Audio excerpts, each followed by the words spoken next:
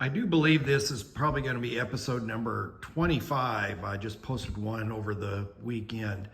So, and also think this is going to be next to the last one from this shop, because this coming Friday, today is Monday, this coming Friday, the Nomad's getting picked up and flatbedded to the body shop to begin the work that I'm not going to be able to handle myself. So with any rate. Okay, just a couple things that got tended to. The driver's side door, I did. Right now, it's latched, unlatched. It's not the really nice swing click that everybody strives for on YouTube, but as you can see, it swings and latches. Again, I'm pretty happy with the gap considering I straightened that one myself with a floor jack and a 2x4. So that's done and taken care of. I got the latch put in there. Moving back to the back.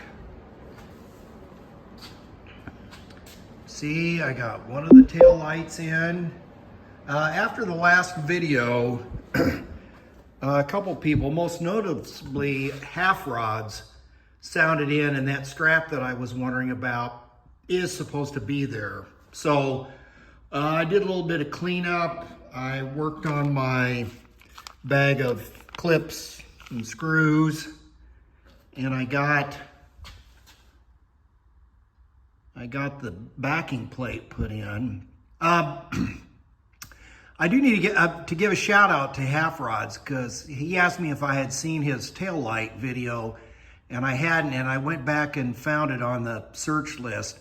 And basically, he goes in depth on these 55 tail lights and things to look for, how they're supposed to fit, things you can do to improve them, and actually things to watch out for in terms of getting them on the body. So you can see the masking tape there and that rubber gasket that's in there as well. So that's what that looks like.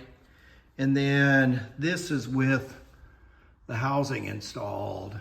Now, I wanted to get the tail lights on it, so when we start working on the quarter panels, we have that discussion about trying to save this original tail light opening in these quarters. But I have to say, it's nice, but it's definitely not perfect.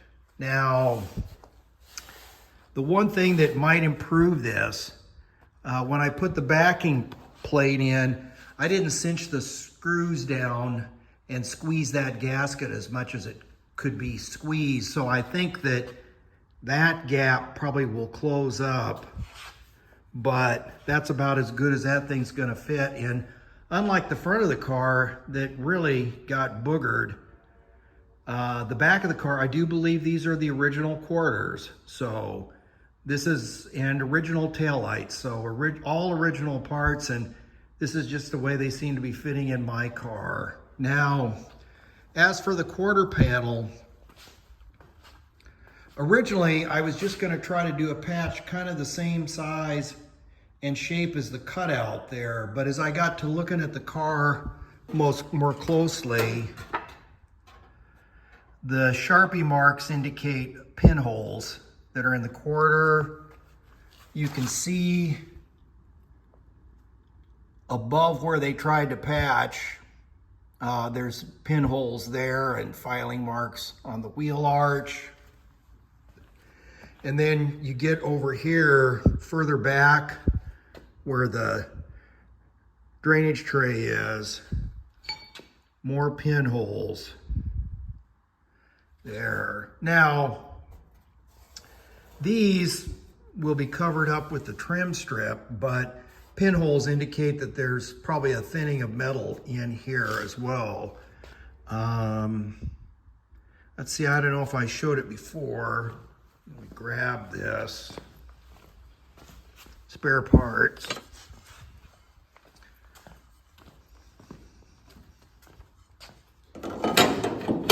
you know, this piece is going to fit there. And I do think that probably because of the pinholes that happen all the way back here, we might end up using as much as that of the replacement quarter panels that are in that box over there. So that's what's going on there. It's really hard to see the door on this side. And again, well, the rust, we've seen that before. No need to Sharpie that we can see what's going on there. This door got the latch put in it. It opens and shuts. I still need to address that problem. Yeah, there's a little spot there. So anyway, quarter panel repairs. This is just as nice as it can be in here. See the body number right there, and then another one right there. So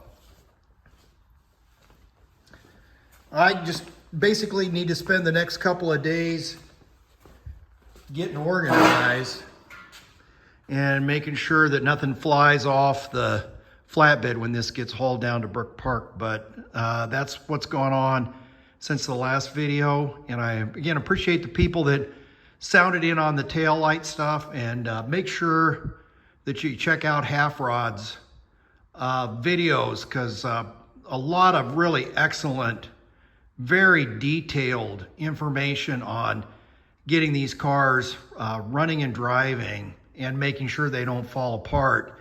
Obviously, DD Speed Shop gets most of the notoriety because he's cutting and chopping and making cars out of something they weren't a couple of weeks before. And that's all well and good, and it's certainly entertaining, but eventually there's a lot of detail work into making a running and driving car. So I would recommend that you get on his playlists, Half Rod's, HAFFRODS. I think he lives in Oklahoma or Texas or someplace. So that's it from the shop today. I might post a little something on Friday when this thing gets on the flatbed, but other than that, then any future videos will be from the body shop. Like, share, comment, and subscribe if you haven't done so. Thanks for watching.